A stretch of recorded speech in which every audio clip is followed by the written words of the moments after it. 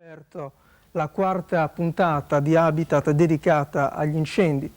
Immagini drammatiche che si riferiscono all'83 e all'89, gli incendi in Gallura. Abbiamo parlato tantissimo della lotta, di come si è attrezzata la regione. Occorre far cadere l'accento sulla prevenzione. Questa si può fare anche durante il resto dell'anno?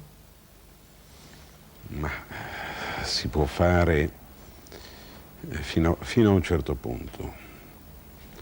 Può farsi in modo che si accresca, diciamo, la sensibilità della società nel suo insieme, anche se sono fortemente perplesso anche in questa direzione, perché la società nel suo insieme è abbastanza sensibile e alla conservazione ambientale e al problema degli incendi nel suo insieme, ma chi ha interesse è assolutamente impermeabile. Chi ha interesse a bruciare, chi ha interesse a distruggere è impermeabile a qualunque messaggio pubblicitario, a qualunque sforzo le istituzioni pubbliche possono fare.